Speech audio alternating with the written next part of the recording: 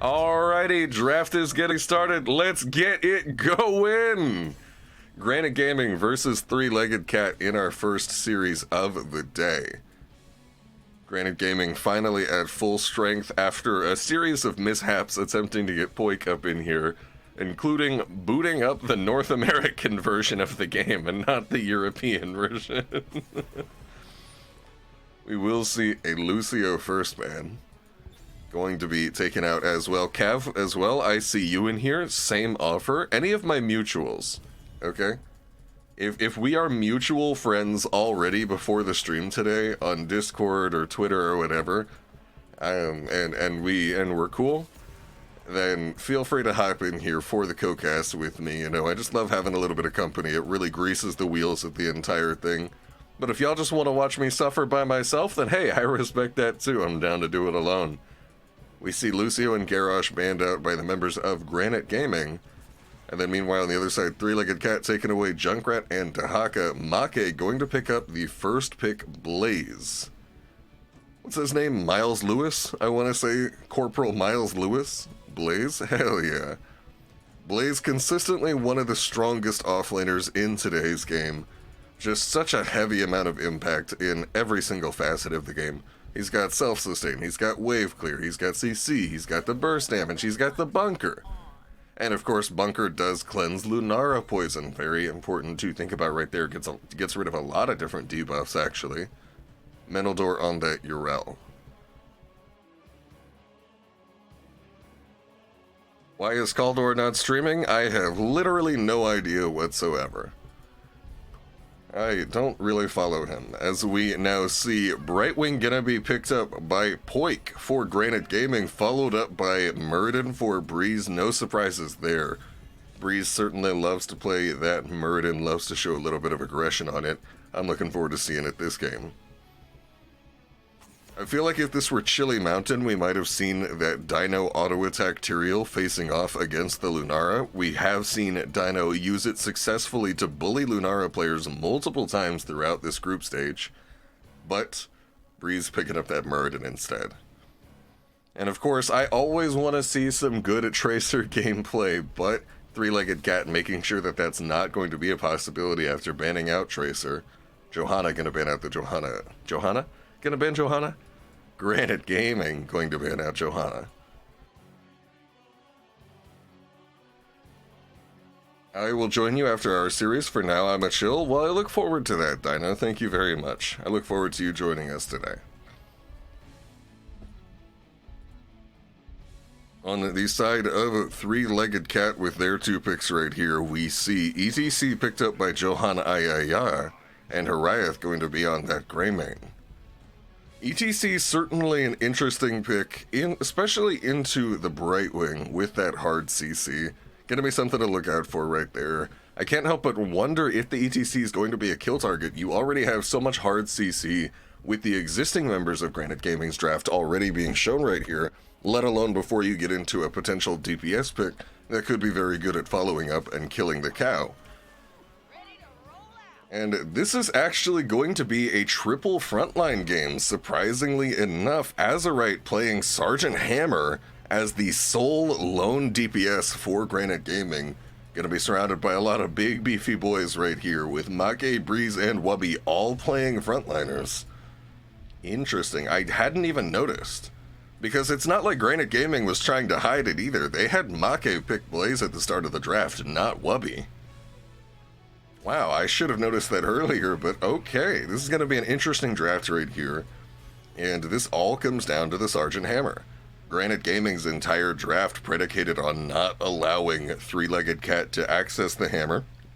And I almost wonder also, is the first pick of the Blaze an attempt to prevent the Blaze from countering the hammer? Blaze, of course, matches up quite well into Sergeant Hammer. Nanomachine coding, able to slow down her DPS to a major degree, as well as landing those crossfires for big damage from a considerable distance away. If Wubby's the one actually playing Hogger, I'm so excited. Well, prepare to be excited then, Kev. I'm looking at the load screen right now, and we do indeed have Wubby here to play Hogger in game number 1 of series number 1 today. I do apologize if I sound a little off today. I just woke up and there's just a little something off with my throat. Trying to drink some water, trying to just make it through it right now. But I'm looking forward to casting this series here with you today, folks. Make don't play it, so it should be. Make apparently does not play the Hoggers, so therefore Wubby, it is left to him. And that does reflect what we see right here in this game.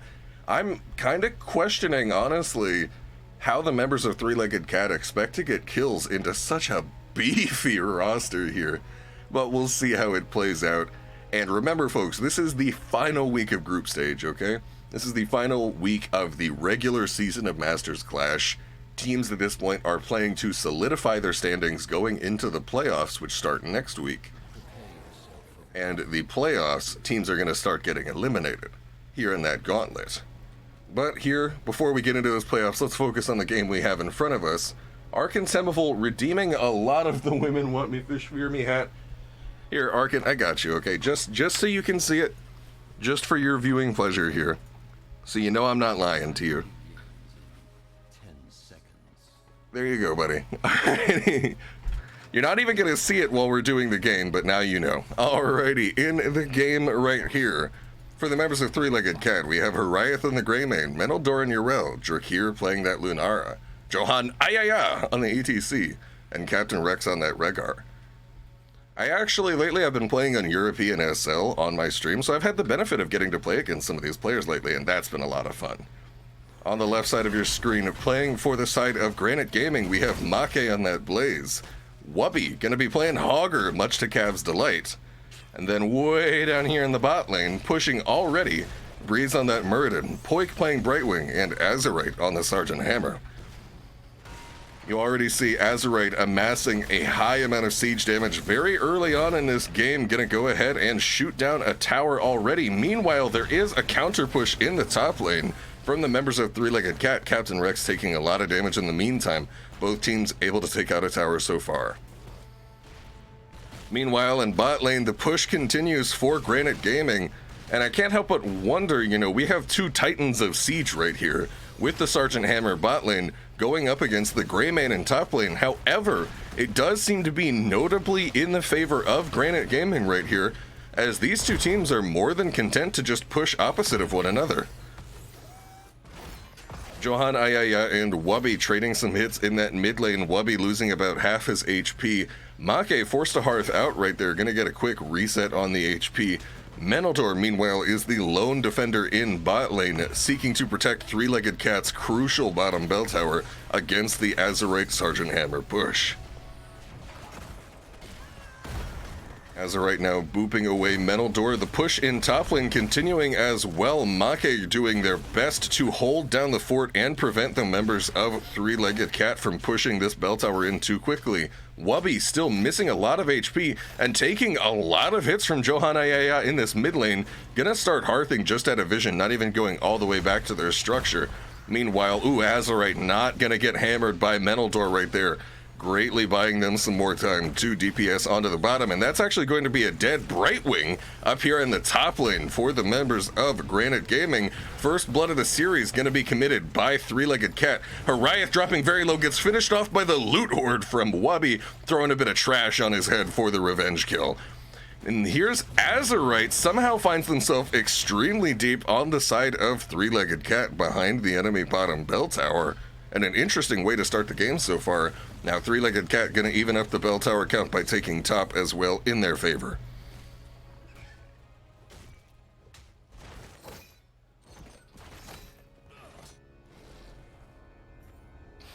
First altars always are, of course, both of the top altars and one of either middle or bottom. We see the more extreme configuration here with the very bottom altar being active. Menildor in the thick of things, able to avoid the Stormbolt. We see a ping going out onto Breeze from his teammates. Menildor attempting to escape the members of Granit Gaming, but will finally go down. Hold on, the Arcane Flare getting him very, very low. Polymorph not able to actually land onto Menildor. Breeze starting to channel, forces Menildor finally to step up, and that'll be a kill. 2 for 2 between these two teams, but I spoke too soon, as it is now 3 kills for the members of Three-Legged Cat. Wubby just spinning through everything team. Gonna get a bit of chip damage on everybody before finally getting on out of there. Captain Rex looking for the turn-in. Can Breeze find the interrupt? No, he cannot. 2 altars to 1 in favor of Three-Legged Cat here at the start of the game. The members of Three-Legged Cat now starting to walk away after the successful thievery of the top altar. Taking a look at those talents now that we're post the level 20 mark. And not a lot of focus on these bottom sapper camps so far. Definitely just a huge focus on pushing the lanes more than anything. The top sappers, though, were taken by Three-Legged Cat. Menildor tanking a couple hits from this fort right here. The Skullcracker from Breeze going to be a nice element specifically into the Yrel, able to interrupt her channels frequently and prevent her from using those abilities. And now Wubby completes the sapper camp for the members of Granite Gaming, who are also stealing these bottom sappers as well. And Three-Legged Cat certainly controlling the top lane, but I'm wondering if this strategy is going to be worth it in the long run as they cede control of bottom. Wubby chucking a loot horde at Menildor as they walk away into the kill zone. Meanwhile, though, in the back, hold on, here's Johan Ayaya effectively proxying these sappers behind the members of Granite Gaming, is able to finish one off.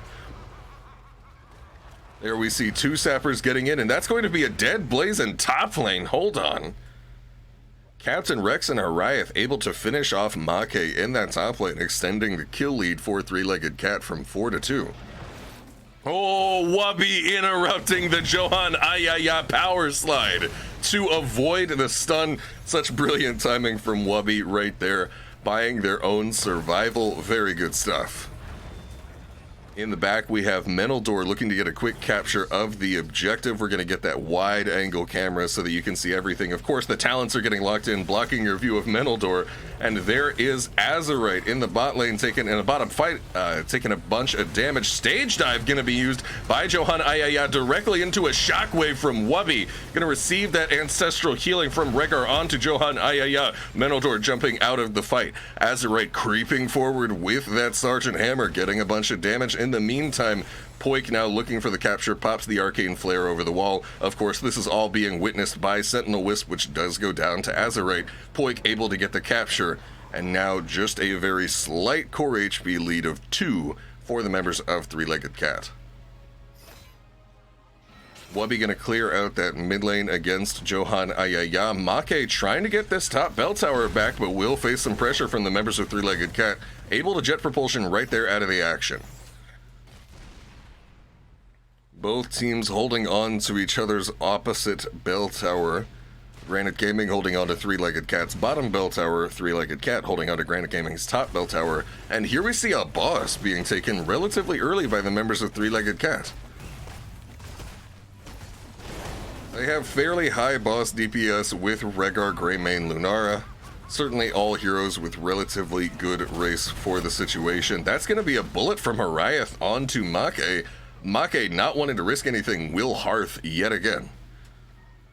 Johan Ayaya scouting very, very deeply for the members of Three-Legged Cat. Will find Poik in the bush, but he is extremely isolated. Will be able to stage dive out should the situation demand it, crowd surfing over the wall to escape. Show talents? I have shown talents, every single talent here for like at least 10 seconds every time they've gotten a talent.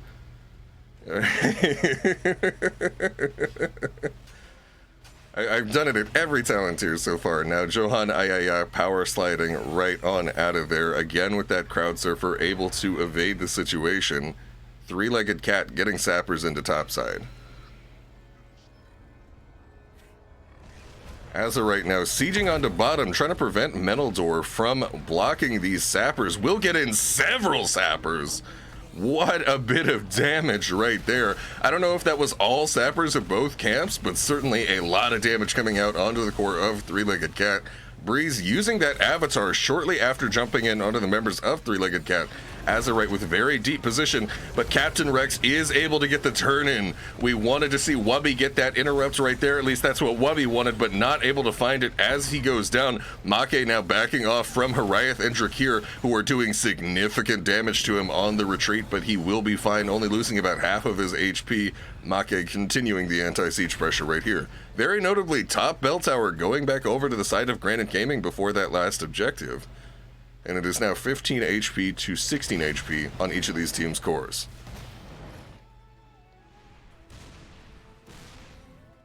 And here, Make, hold on a second, receiving the phase shift, but not in time. The top lane dive from the members of Three-Legged Cat. The pressure onto Make so immense this game as we look. And with 6 deaths on the members of Granit Gaming, half of those have been committed by Make, certainly facing a lot of pressure here in this top lane.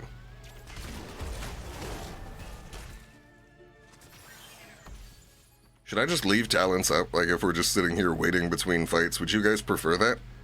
If I just sit here and while there's no action, just leave the talent screen up? As we see Wubby now holding the top side against Harayath and Captain Rex. Not gonna step too close to them. Definitely doesn't want to die like Make right there. Make now rotating in, will receive the phase shift. Breeze getting the dwarf toss, a little bit interrupted by the face melt from the Encore. Drakir taking a lot of damage in the meantime, but will be able to scamper right on out of there. And there is the Loot Horde stun combo from Wubby onto Harayath. Not gonna set up any significant kill pressure though, other than onto Drakir right there. Drakir is able to back off and receive some healing from their team. Wubby gonna use this downtime before this next objective to get started with this sapper camp.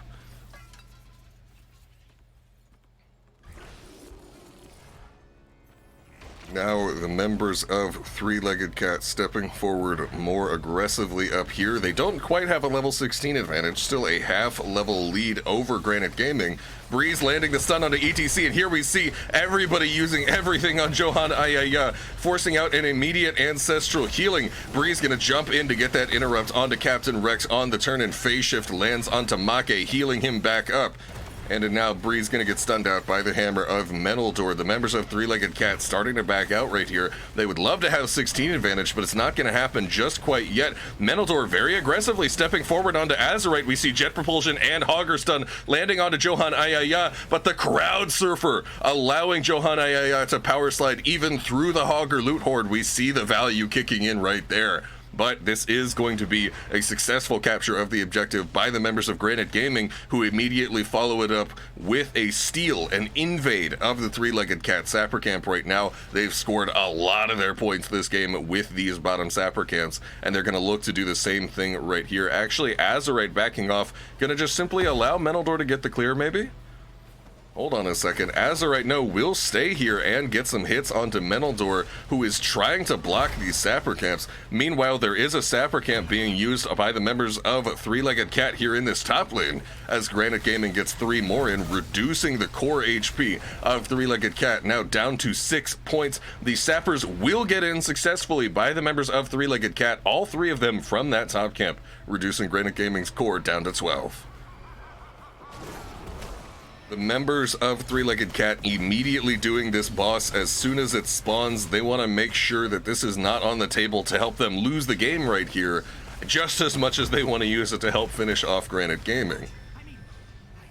And now this is going to be a triple altar between these two teams here. Remarkably close in core HP, 8-6. A rotation onto Make as Johan Ayaya slides over the wall and uses the face melt to interrupt the jet propulsion. Stage dive not even gonna have time to land. What a well executed gank. And the usage of the crowd surfer this game, absolutely wicked by Johan Ayaya. You love to see it. Slides again over the wall onto Wubby. Wubby using that shockwave to try and buy themselves some time right here, able to land the shockwave onto the members of Three-Legged Cat. Drakir getting that Thornwood Vine for the interrupt. Oh, Breeze jumping right on out of there. Azerite, though, getting a lot of damage out. And now the core of Granit Gaming down to 4, the core of Three-Legged Cat down to 2. As the action continues, whoever will be able to secure this bottom altar right here will win the game. Menaldor forced to jump in onto Wubby, prevent him from getting the channel now. Both teams looking for whatever they can get.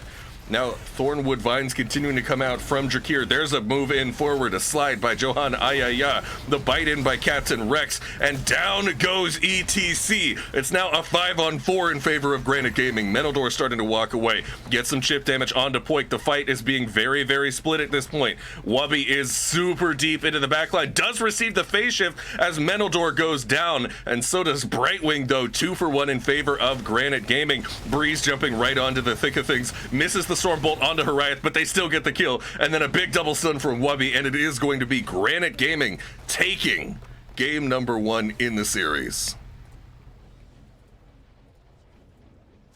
That was an interesting game of Towers of Doom right there. Much quicker than a lot of Towers of Doom games go without being a stomp. Usually when you see a very fast Towers of Doom game, very often it's because it was a stomp. One team just absolutely destroying the other.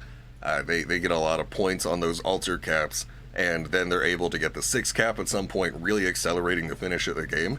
That was not the case right here. This was much more about the lane swaps, with each team just focusing an opposite lane on the map, able to finish the game a lot earlier because of the sappers going in. You don't see that every day right there, and we have the post-game scoreboard. Let's go ahead and show that up on your screen right here.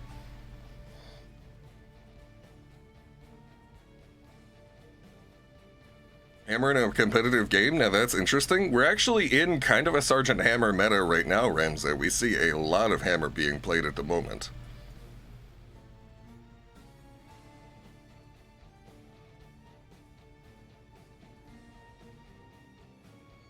Interesting to note, I know that Oxygen has been particularly fond of the mechanical know-how at level 16 for the Sergeant Hammer, but Azerite instead opting for the Giant Killer in its stead. We do have next lobby up, so I'm going to slide us in there as we take a look at what map and pick situation. Never mind, it was a bit of a bait. The lobby is actually not up. I'm going to take us back to the scoreboard. But we are indeed waiting on lobby to get started for game number 2, and we can see what map is going to be played for the final game, the second to final game of the regular season, I will say, because they do play a game on Sunday as well, each team. But this is the final week of the group stage, which is the regular season for Masters Clash 2022. And after this point, let's see, Fish offering to join for the first 2 series? Sure. Let's go. I'm going to go ahead and call Fish right here and attempt to get him in for the co-cast. Hello, Fish. Thank you for joining me here today. Hey. Hello, hello. This is Fish, who does play for Inting for Ruby, one of the teams in here today. Of course, Inting for Ruby will play in our 3rd series of the day versus Masters Clash Academy, and I don't think he will be able to commentate with us and play at the same time, unless you have some capabilities I'm really unaware of, Fish. Nah, I can't, but it's perfectly time-wise, because that's when Dino's gonna join. Hey, perfect. Alrighty, we are going to have Fish for the first half of things and Dino for the second half of these games right here. You love to see it. Lobby has gone up for game number 2. Let's take a look at the map situation right here. Ooh, game number 2 today, going to be played on Volskaya Foundry. Not a super common pick for Masters Clash so far. I'm excited to get some variety in right here. Three-Legged Cat, again, going to choose the second map of the series here today. They chose Towers of Doom in game number 1, and in game number 2, picking up the Volskaya Foundry. This, of course, means that Granit Gaming will have first pick. So it's interesting. I don't know. Can you see the map lobbies? Where they decide what map they pick? Yes. That information is up on the screen. We had Granit Gaming. No, it's because, what's up? Because they wanted to pick Garden, but it wasn't in the pool, so they had to go for Volskaya instead. So it looks like they're going for some late game stuff. Maybe some macro. It is certainly an interesting one, yeah, trying to get that macro pressure in. Volskaya Foundry, kind of a similar situation to Garden of Terror. Takes a long time to secure the objective, and the objective isn't the most powerful one. So very often you do see a lot of focus on, rather than going straight for the objective, getting a bit of split push pressure in, getting a bit of map pressure in right there. Certainly going to be an interesting one, and I'm just excited to mix it up right here. gonna go ahead and boost your volume a bit just to make sure that everybody can get a nice dose of fish in their lives right here. Okay, sure. Test. Is it better? I'm bumping up your volume significantly, so I'm hoping that it's better, but we'll see. Just let me know if after this point he still doesn't sound loud enough. We can continue to turn it up to 11. Garrosh going to be banned out by Granit Gaming. Meanwhile, Junkrat going to be taken away by Three-Legged Cat. They did take away Junkrat and Dahaka in game number 1, and meanwhile, Granit Gaming took away Garrosh Lucio, this time in opposite order. First it was Lucio Garrosh, now it's Garrosh Lucio. Do we see the Dahaka for all identical bans? Volskaya, typically not a great Dahaka map, though. Yeah, there's not really enough pushes, so I don't expect it. Who won? It's also not a great Hanzo map, right? So, it's weird. Yeah, Hanzo, what we did see often from Rich, often considered the greatest HotS player ever, is that he was particularly fond of taking ignore all distractions on Volskaya Foundry. It was something that he liked to do. You could be near the objective, snipe a minion, and then get a whole lot of extra range for sniping the enemy team right there.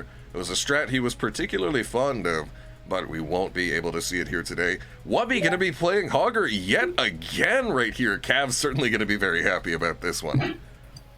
I mean, I guess he's using these games to practice it. I didn't see him too much last game.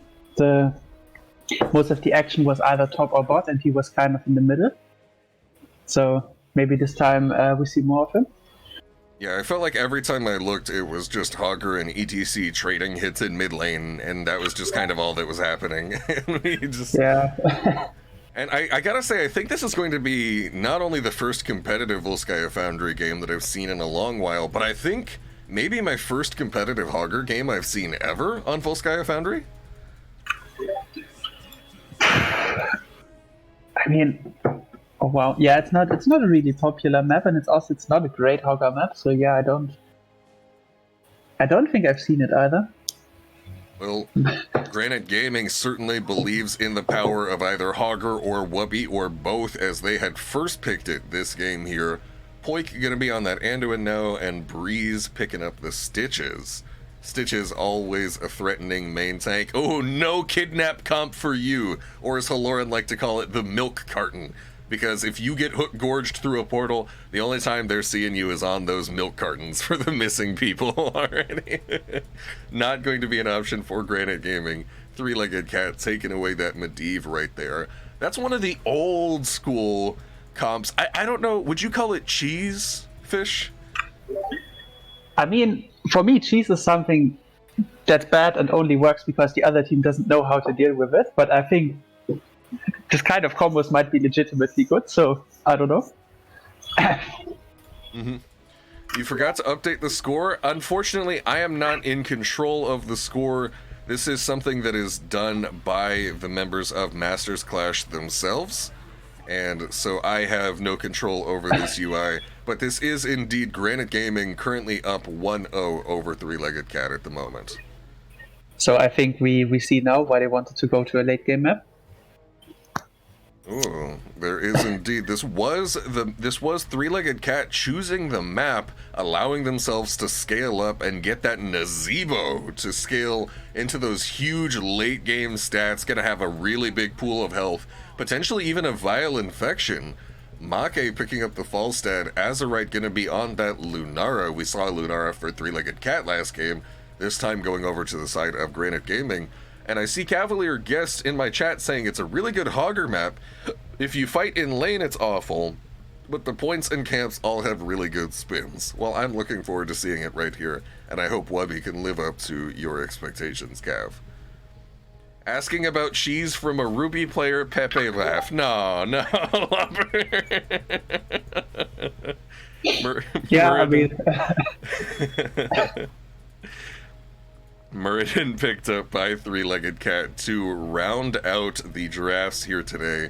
We have our full drafts here. Volskaya Foundry, my first of the entire season.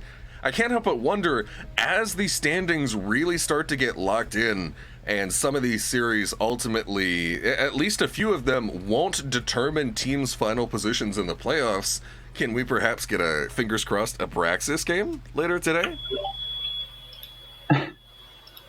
I mean, there's definitely a chance that the team might. Chili Mountain, for example, they play a very, very strong Braxis, so there's a good chance that they might just pick that map.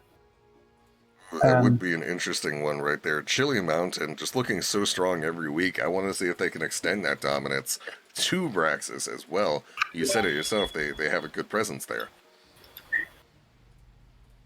Yeah, I mean, it's also the first two series today, I expect them to be a bit more one-sided. So there's a good chance that the team might be going for something a bit more fun, like here we see with the Nazibo. But for the later two series, it's probably going to be more relevant. Okay. Now, right here for the members of Three-Legged Cat on the right side of your screen, we have Menaldor going to be playing that Blaze. Captain Rex on the Regar yet again, I believe, after the first game won. Harayath going to be playing Nazeebo! Johan Ayaya in the Muradin, and Drakir playing Sylvanas. Fish, who do we have for Granite Gaming? I mean, we have Breeze on Stitches, we have Ruby on Hogger, we have Holt on... What is that even? That is the Anduin. That's Anduin. Yeah. We have Mako on Fireset and Azurite on Lunara. Yeah, it's like some of these skins are a bit hard to see, especially on the mount, so with the Anduin, yeah, no chance. Yep, and Fish is, of course, having to view this through my Discord screen share as we're playing, so... You know, that might dip in quality at times, and it might just be trying to figure out which pixel is the Poik player, or whatever. Yeah, definitely part of it. Wubby stepping up with the early push onto Menaldor. Camp's gonna spawn here soon, and one thing I'm interested to see is if Sylvanas will pick up the Mercenary Queen this game. I do think that it is just straight up the choice on Volskaya Foundry, allowing you to give that bonus damage 60% to your turret, and that's just such a huge lead in terms of that extra free sustained damage. I think it's very likely to be picked up here by Drakir. I mean, it's not even only the taking the turret, but if you spawn your turrets in fights, you have a lot, so you empower them. If you play Festering Wounds on 7, you have a very easy way to deactivate them in fights too. So, just really overall a good talent for that, and I don't really think that with the additional wave clear they're going to do too much here. Because they already have Rhaegar type with it. I actually once was in the crowd at an event where the commentator spent all this time, spent all this time talking about Sylvanas being able to use Merc Queen on the map, and I was looking at the talents, and Sylvanas went possession that game. I mean, it would have been nice to see the tag, but I guess we just see the standard wave clear talent. It is going to be unstable poison picked up by Drakir right here, not caring too much about that bonus turret damage, and a very early siege camp picked up by Johan Ayaya, or by the members of Granite Gaming, sorry, I'm looking at Johan Ayaya. Hook over the wall, not going to land from Breeze. Granite Gaming would love to pick up this early heal camp right here, trying to gain that biotic emitter, will be able to cap it. I mean, it's a 4v5, the Blaze is in bot, so this should have been free. Yeah. Yep, with Menaldor getting that siege on bot lane, no chance of a realistic contest by the members of Three-Legged Cat.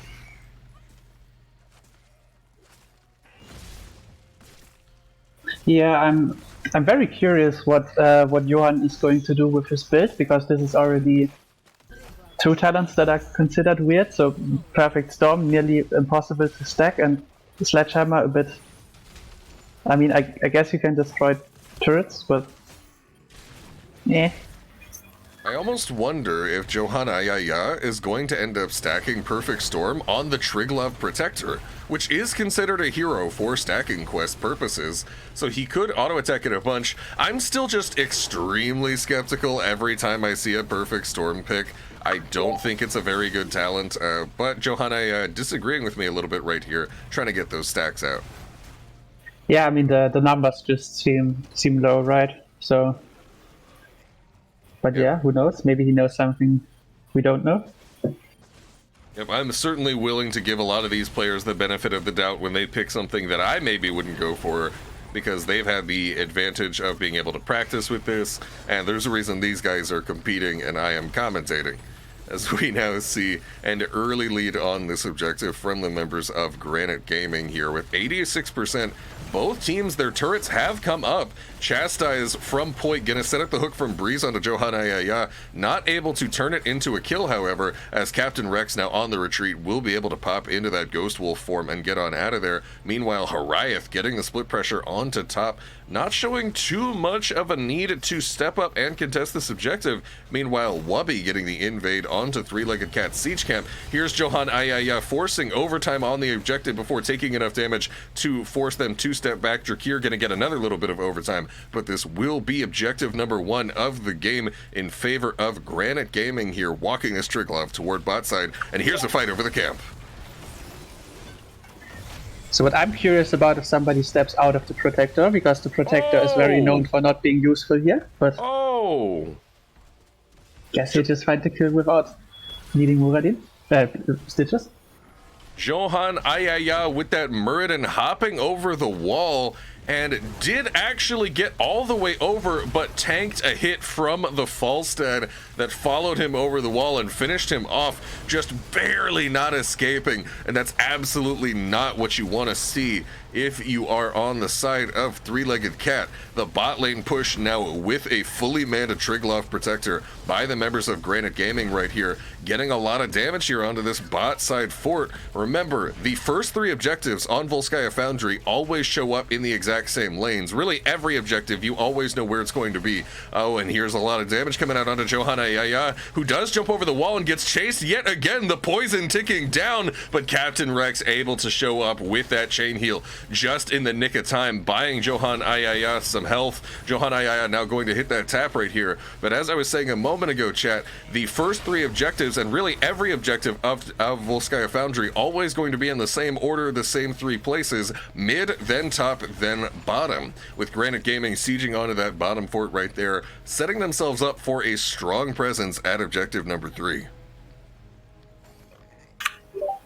Yeah, I mean, this is also kind of a worst case scenario. Usually the first like 2 or 3 Punishers, no, not Punishers, Protectors, they don't really do a lot, but here they happen to have a death at the same time.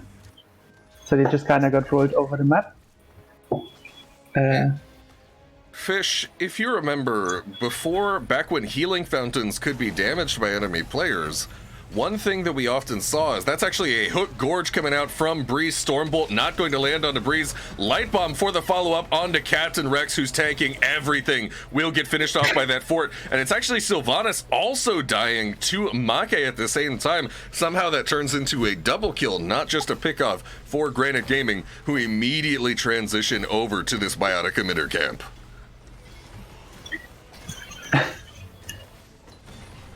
Ooh, yeah, what's up, Fish? It's interesting that they put the Lunara into the bot lane and the Hogger here. I'm not entirely sure, is Hogger just faster at the camp? Oh, he has to be. Hogger's camp DPS. And look at that spin angle. You saw the uptime of the spin damage on the camp? I can't help but think it must shred the camp. Yeah, I was also wondering if a part of it is that Lunara just beats Blaze up in the lane. Certainly. Lunara able to get in that bot lane, and just by virtue of being a ranged chip hero, able to get some chip damage onto Blaze. Hogger able to utilize his absurd camp DPS to help out the members of Granite Gaming. But Fish, there's something I've been wondering about as we see a hook over the wall, not going to be followed up by a gorge, as it's completely unnecessary to kill Captain Rex, and I can't have any downtime to talk about the map as Granite Gaming is just making plays non-stop. Able to pick up another double kill right here. Breeze fishing for the hook. He does have fishing hook at 13, extending the range of his Q by 40%, but not able to find anything right there. And Fish, what I wanted to ask about was a central strategy that we used to see on Volskaya Foundry was using the Triglav Protector to take out healing fountains in the early game, but of course that's no longer a possibility given that healing fountains now simply die with the fort. How does this change how you use the Triglav Protector, Fish? I mean, yeah, before you really only try to get one fountain, either top or mid, bot, but I think right now you just you just walk it into the bot lane because the first two objectives don't really matter. So you try to prepare for the third one. It's a bit, the first two protectors, you don't really have a use for them. So you just try to get whatever you can get. At least I haven't found a lot of use for them. Breeze absolutely balling out with these hooks. Oh, the light bomb from Poik not going to land onto the Riot coming out of Gorge. It was cast just a moment too soon. Maybe entirely irrelevant, actually, as it wasn't even needed to pick up that kill onto Captain Rex. Johan Ayaya able to scout out Granite Gaming's rotations. Drakir's Wailing Arrow not connecting with a single member of Granite. Poik trying not to waste the turret if they don't need it, will be able to walk on out, still holding on to their item. And the fight continues now. Breeze right in the thick of things, gonna be forced to use that biotic emitter before going down. Would rather waste it than let it fall into the hands of three-legged cat. And the fight continues again. Azza right now getting a bit more chip damage on a Metal Door, able to jet propulsion out, but meanwhile in the top lane, Wubby spent that whole time securing objective, and now Triglav Protector plus level 16 advantage secured for the members of Granite Gaming. I mean, it's not even just the talent advantage and the protector. If you just look at the structure damage, then all of the forts have taken some form of damage for three-legged cat, but for the blue team, almost all the walls are even still up. So it's rough from a macro perspective, and I'm not sure if the Nazeebo late game is really going to make enough of a difference. Well, speaking of Nazeebo late game, we do know that if and when the members of Three-Legged Cat can manage to hit that level 20 power spike, we do spy at the bottom of our talent screen here that Nazeebo will instantly have enough stacks to complete Vial Infection if he so desires, although a lot of people bigger fans of the Ravenous Spirit upgrade at 20 as well. Poik and Wubby starting to back off, and Hook barely not landing from Breeze right there, as again, as Fish just spoke about a moment ago, all you're really trying to do with these Triglav Protectors is just set up bottom lane for the strongest push possible with that ultra late game Triglav. Make taking a big damage from those spiders in the meantime, and yet another fight breaking out as Wubby actually gonna get hooked out by Breeze. Breeze just landing value hooks non-stop the entire time. We saw Drakir right there trying to fish out the kill with the long-range Wailing Arrow. Not going to find the kill though onto the members of Granite Gaming. 16 now secured by Three-Legged Cat. Yeah, almost wondering if that's a bit of tilt that we see there in that silence arrow. Because I don't think it was realistic to expect that to lead to a kill. Oh, Breeze, okay. Breeze. Oh no, Poik did it again! And there is the gust from Make, pushing Captain Rex up against the wall alongside Drakir. Captain Rex now trying to escape the members of Granite Gaming. The spiders will land from Harayev.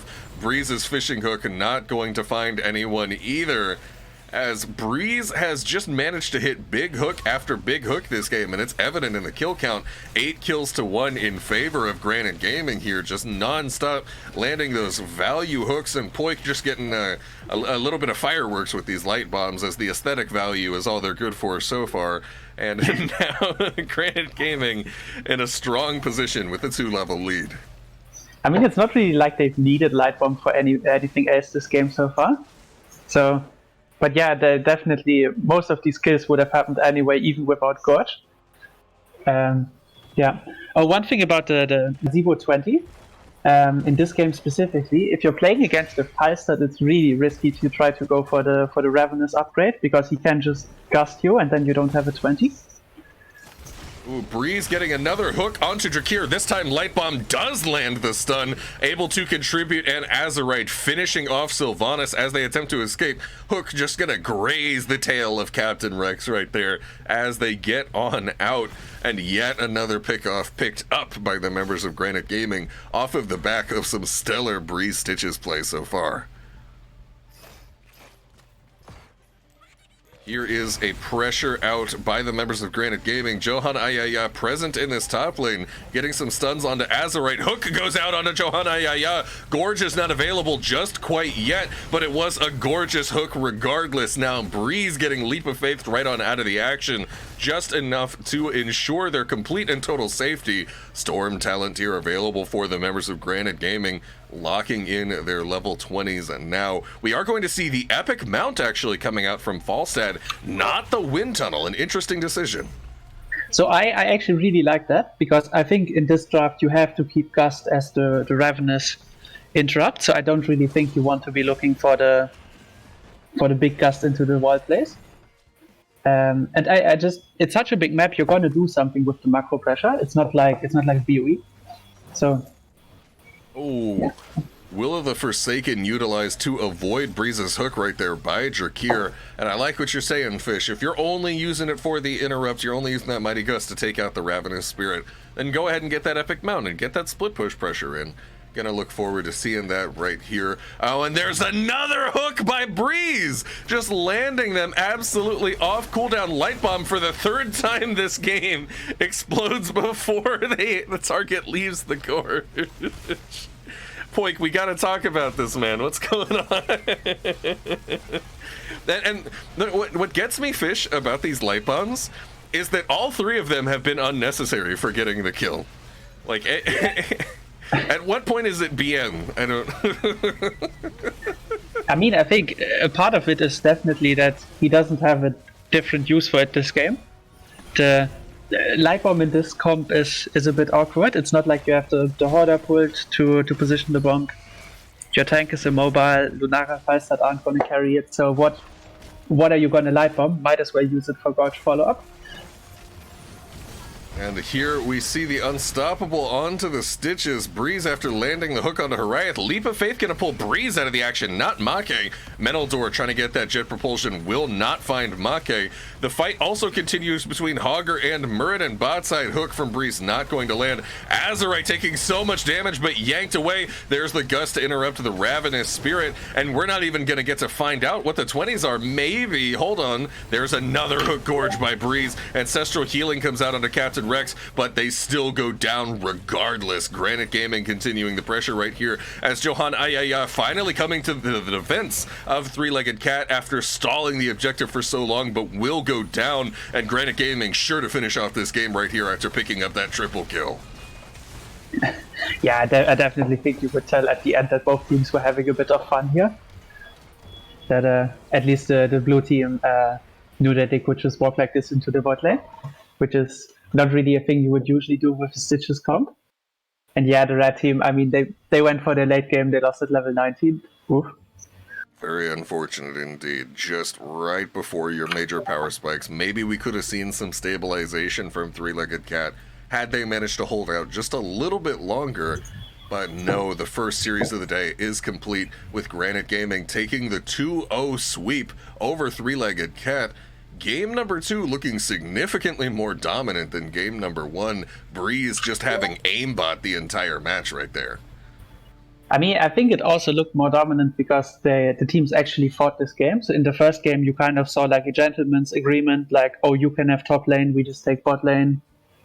But this game, they actually went head to head and it just snowballed immediately out of control. And I do have an invite going for the next lobby right here, but certainly an excellent point, Fish. Not a lot of room for teams that are hardly fighting to show an advantage over one another, as they simply pushed opposite lanes a lot in series number 1. And we now go into series number 2 of the day.